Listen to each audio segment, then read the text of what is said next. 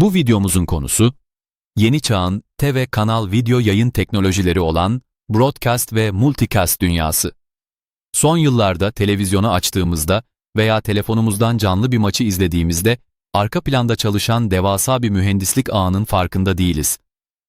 Hızla yükselen TV kanal, video içerik izlenme trendinde iki ana yeni yayın üretim, iletim, dağıtım ve izleme teknoloji yöntemimiz var. Klasik unicast denilen ilk yöntemin dışında, ikincisi broadcast. Bir kaynaktan, kapsama alanındaki herkese aynı anda veri göndermek. Tıpkı bir radyo kulesinden veya çok yüksek bir cami minaresinden tüm şehre sesini duyurmak gibi. Üçüncüsü multicast. Sadece isteyen veya üye olan belirli bir gruba aynı anda veri göndermek. Bu yöntemde, içeriğin yayınlandığı ağ trafiğini yormayan akıllı bir yöntem. İkinci yöntem olan broadcast yayıncılığın amiral gemisi uydular.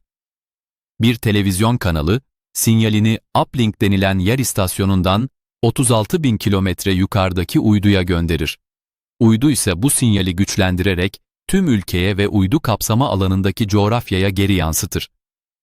Avantajı, tek bir sinyalle milyonlarca eve ulaşırsınız. Alıcı sayısı arttıkça maliyet artmaz.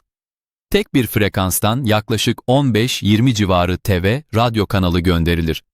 Bu yöntemin teknolojik tanımlaması dijital video broadcasting.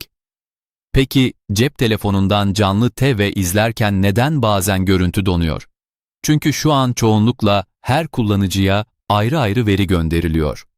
Önceki yöntem olan unicast, yani bir noktadan bir noktaya özel olarak gönderilir. İşte şimdi bu, işte de 5G iletişim sayesinde D2M denilen yayıncılık yöntemi devreye giriyor. Bu teknolojiye de mobil telefona doğrudan yayıncılık deniyor.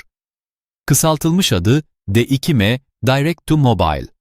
5G ile karasal vericiler, tıpkı eski antenler gibi ama çok daha yüksek hızla herkese aynı veri modunda yayın yapabiliyor. Telefonunuzda SIM kart olmasa bile 5G vericisinden gelen TV sinyalini alabileceksiniz. Bu, internet kotanızı harcamadan, baz istasyonunu çökertmeden binlerce kişinin aynı maçı 4K izlemesi demek.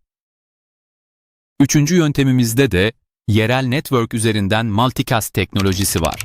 Şimdi uydulardan aşağılara inip bir okul binası veya yüzlerce odası olan otel binasının içine bakalım. Bir video içeriğini 100 farklı sınıfa veya otel odasına aynı anda göndermek isterseniz ne yaparsınız? Eğer her sınıfa veya odaya ayrı ayrı, yani unicast yayın iletmeye çalışırsanız, network yapınızdaki switchler, router, sunucu kilitlenir. Multicast tekniği işte burada devreye girer. Bu yöntemde kaynak yayın cihazı, videonun sadece bir kopyasını ağa bırakır. Bu sistemde, dağıtımdaki network switch cihazları, multicast yayıncılığın yapıldığı smart switchler ile yapılır. IGMP protokolü kullanılır.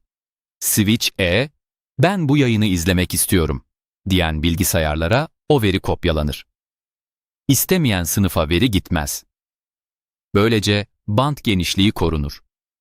İzleyicinin cihazının açma, kanal seçme, kanal değiştirme ve kapama gibi komutları akıllı switch tarafından yerine getirilir.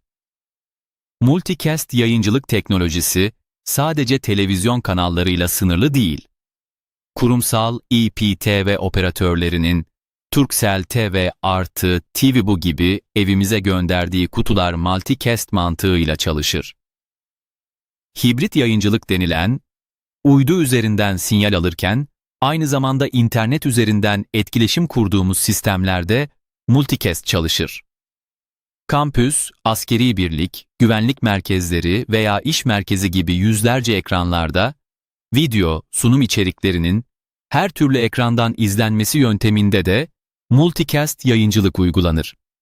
Sonuç olarak yayıncılık artık sadece bir anten işi değil, ağırlıklı olarak bir network uzmanlığı işine evrildi.